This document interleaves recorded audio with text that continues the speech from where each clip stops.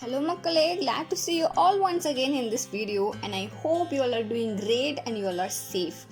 And I would like to start this video in the words of Swami Vivekananda. Once he said, that country and that nation which did not respect women have never become great nor will ever in the future. And yes, in the independent country we do have many legislations to protect the rights of women, but unfortunately we are still struggling to even term marital rape as an offence. When a man is having sexual intercourse against the will and without the consent of a woman, it is considered as rape, and it is still considered as rape even if that man is her husband and she is his wife. Her marital status has nothing to do with the heinous act. So yes, this is what we are going to discuss in this video, and also the arguments against criminalizing marital rape. So watch it till the end Makkale and also share your opinion on this matter.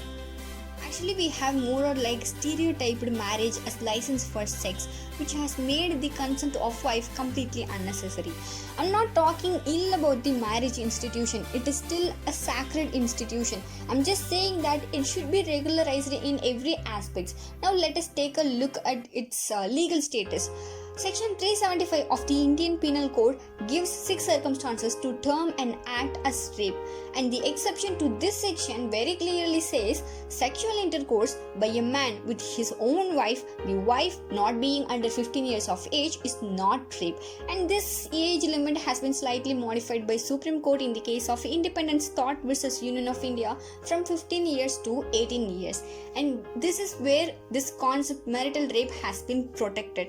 This modern society has been demanding more involvement of women in a broader range of tasks. That is a laudable thing. But the question is, do we really give her the rights and freedom which she deserves in reality completely?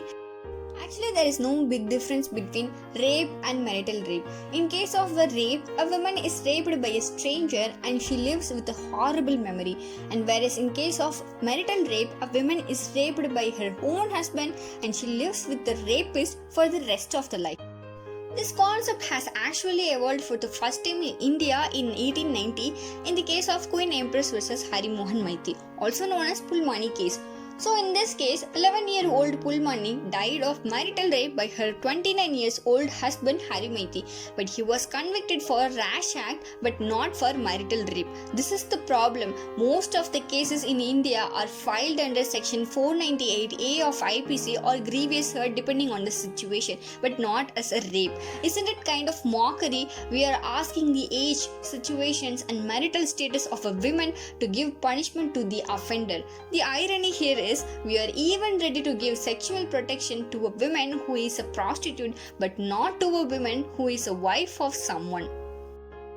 Even after the Delhi gang rape case, Justice Verma committee suggested to include marital rape as an offence under section 375, but the government has refused to include it.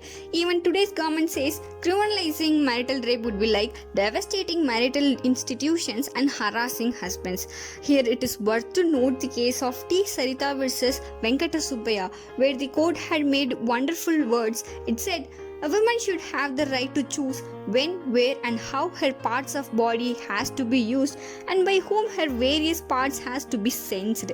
If this is not followed, then it is a violation of women's right under Article 14 and 21 of the Constitution. Putting in the words of Justice Chandrachud, a woman should have the right to say no even after her marriage.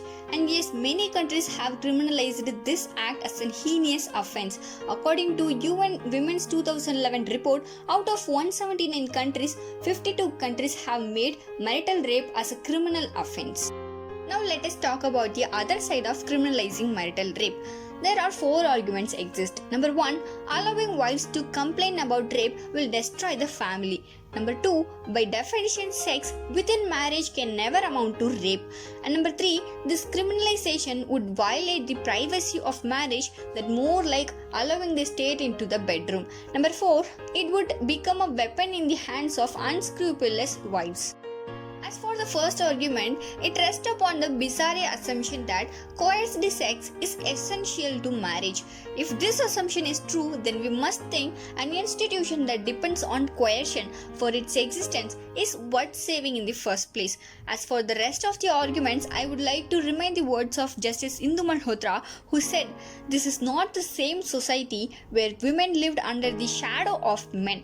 Hence, criminalizing marital rape is not about the state invading the bedroom, but about ensuring the principles of consent, dignity, and autonomy apply as much within the bedroom as outside. So finally, Makale, the problem is not what has been written, but what has to be written. And yes, thank you Makale for watching the video. If you like this video, just give a thumbs up and also subscribe to the channel for more videos, and don't forget to share your opinion on this issue. Thank you.